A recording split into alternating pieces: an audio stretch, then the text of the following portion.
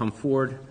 John Rutherford, if you could speak into the microphone, your remarks will be recorded for later publication on County TV. Thank you for coming, Mr. Rutherford. Well, you're very welcome. I actually feel like I should be apologizing on behalf of the citizens of Charles County because I think this is a really, really, really big deal. And I'm very disappointed that we're not getting the kind of turnout at these public hearings that something like this should warrant. Hopefully the next couple will be a little bit better. I was at the first hearing here tonight, and I'll probably be at the next two. Any comments that I have would be the same at the next two, and the only reason I would repeat them at that time would be if there'd be somebody here listening, because I think it's really important that the citizens hear what's being said. But I do have a number of comments I'd like to share with you, and I have written copies for all of you before I leave. First of all, just one little housekeeping thing. Your summary sheet, this thing right here, under council qualifications, says that to run for council, the person must reside in the county for a year and within the district for 6 months. According to your draft charter, that 6 month is really the exception to the rule. It's reside within the district for 1 year, and I think that should be straightened out on your little summary sheet. Your operating budget, Article 104T, I think should just be moved to right after 104G, just, again, a housekeeping kind of thing in your draft charter itself. To me, the real big showstopper is Article 204, A, B, and C, which talks about the fact that you're going to have 3 council districts and 2 at-large councilmen. I see absolutely no reason whatsoever to have any at-large councilmen. I would prefer to have 5 council districts.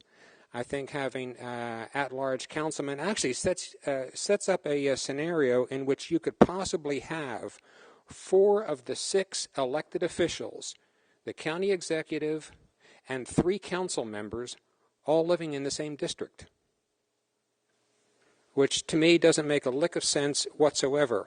One of the things in your overview sheet said one of the advantages of a charter form of government is that it puts some checks and balances into the system that don't already exist. Well, if we've got 4 of 6 elected representatives living in the same district, I think your checks and balances for the geographic look at the county kind of goes out the window. So again, I think there's no reason to have any at-large councilmen. The executive is elected at large. To me, that is sufficient. And to me, this is a showstopper. If this one little thing would not get changed, I would advocate very, very, very, very aggressively, to the best of my ability, to stop this charter from being accepted. I think that councilmen should have a minimum age requirement. I think they should be limited to 2 consecutive terms as opposed to 3 consecutive terms.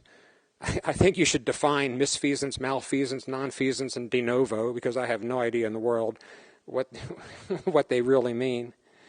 Article 215C, which talks about the council districts, I recommend, that you delete everything after the word population, because it talks about the districts should consider common interests by geography, occupation, history, and political boundaries. What in the world common interests by geography are, I don't know. Common interests by occupation, who decides that? Common interests by history, I have no idea in the world what that means. And what in the world do political boundaries have to do with common interest? So I just, that whole sentence, everything after population should be deleted. Articles 302 and 303, you talk about the mandatory meetings of the council members, and there's really only 24 mandatory meetings every year. The rest of it is, as they see fit. So we're paying these people $36,000 a year to attend 24 meetings, unless they decide to have on their own to have some others. What I recommend here is that their requirements should be more broadly stated, or there should be either more meetings included, or there should be something here that says they've got to work a little bit more than 24 meetings a year for their money. Article 406 talking about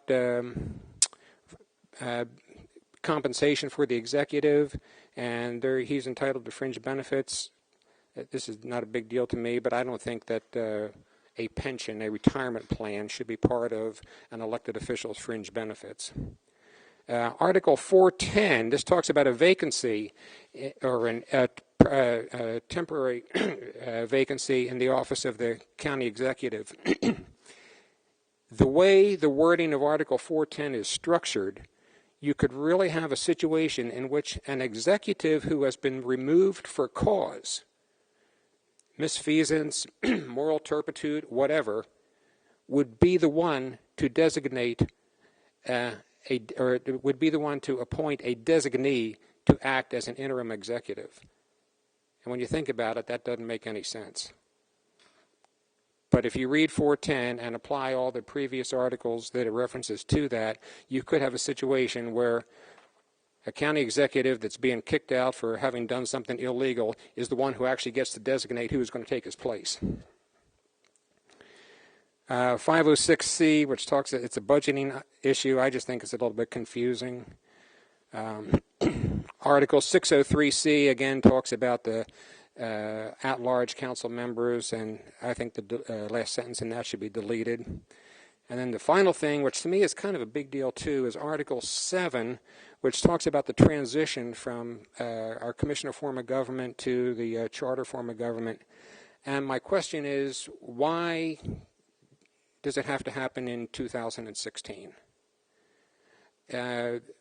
By so doing, we're going to have 3 local elections in a period of 4 years.